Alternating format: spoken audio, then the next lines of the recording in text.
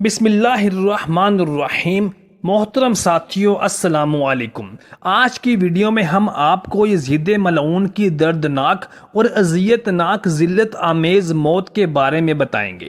محترم ساتھیوں، جب کسی ظالم کی موت آتی ہے تو اللہ تعالیٰ کس طرح سے اس کو اذیت ناک موت مارتا ہے، آج کی ویڈیو میں تفصیل سے آپ کو بتائیں گے۔ تاریخ کی بہت سی کتابوں میں یہ بھی لکھا گیا ہے کہ یزید امام عالی مقام امام حسین کے قتل میں ملوث نہیں تھا، بلکہ جب امام عالی مقام امام حسین رضی اللہ تعالی عنہ کا سر انور یزید کے دربار میں پیش کیا گیا تو وہ رونے لگا اور ابن زیاد اور شمر کو برا بھلا کہنے لگا، ان کو گالیاں بکنے لگا اور کہنے لگا کہ میں نے بھلا تم سے کب کہا تھا کہ تم شہزادہ امام حسین علیہ السلام کا یوں خون عام کرو؟ میں نے تو تمہیں کہا تھا کہ ان کو میرے پاس صحیح سلامت لے کر آنا، میں خود ان سے اپنی بیعت کے لیے ان کو راضی کر لوں گا۔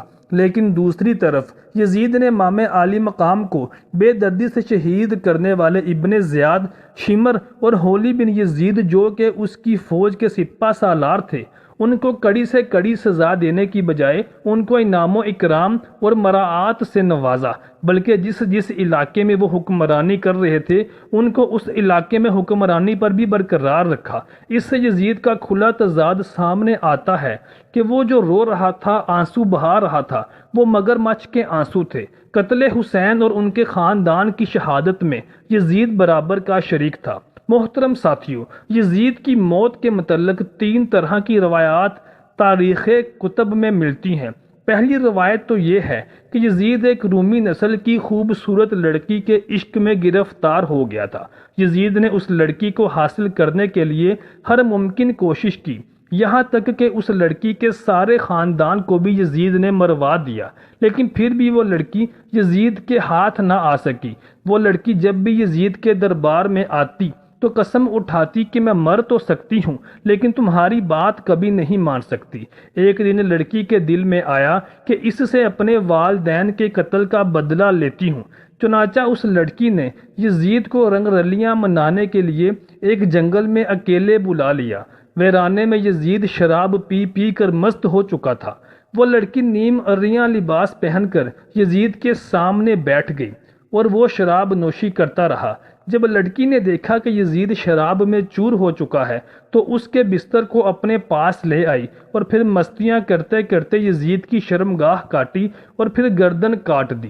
کئی دن تک یزید کی لاش اسی ویران جنگل میں پڑی رہی جس کو چیل کوے نے نوچ نوچ کر کھا لیا۔ ڈھونڈتے ڈھونڈتے فوج یزید کے کچھ فوجی یزید کی لاش کے پاس پہنچے تو پھر انہوں نے اس کی لاش کو دفنا دیا۔ یزید کی موت کی دوسری روایت جو تاریخی کتابوں میں ملتی ہے وہ یہ ہے کہ 64 ہجری میں یزید ایک انتہائی موذی بیماری میں مبتلا ہوا جس سے اس کی آنتیں جل گئیں اور وہ مچھلی کی طرح تڑپنے لگتا تھا۔ پیاس کی شدت سے اس کو اس قدر تکلیف ہوتی کہ وہ خود کو پانی کے تالاب میں گرا دیتا، لیکن اس کا گلا اس قدر بند ہو جاتا تھا کہ ایک گھونٹ بھی پانی کا اس کے حلق سے نیچے نہ اترتا تھا۔ اسی حالت میں 3 دن رہنے کے بعد یزید ملعون کی موت واقع ہو گئی۔ یزید کی موت کے بارے میں تیسری روایت جو تاریخ کی کتابوں میں درج ہے وہ یہ ہے کہ چونکہ یزید کو بندر پالنے کا بہت شوق تھا، اسی شوق نے اس کی جان لے لی۔ ایک دن یزید نے ایک بندر کو وحشی خچر پر بٹھا دیا اور خود اس کے پیچھے گھوڑا دوڑانے لگا۔ جنگل میں پہنچ کر گھوڑے نے نواسہ رسول صلی اللہ علیہ وآلہ وسلم کے اس قاتل ملعون کو اپنی پیٹھ سے نیچے گرا دیا اور یزید کا پاؤں گھوڑے کی رکاب میں پھنس گیا۔ وہ گھوڑا دوڑتا رہا اور یزید ملعون زمین پر گرتے گرتے اس کا ایک پتھر کے ساتھ سر اس زور سے لگا کہ اس کا سر کچلا گیا، لیکن وہ گھوڑا نہ رکا، یہاں تک کہ اس کا پورا جسم پامال ہونے لگا۔ یزید کی فوجوں نے جب یزید کی لاش کو دیکھا تو وہ کہنے لگے کہ حسین ابن علی علیہ السلام کے خون کی یہی تو سزا ہے۔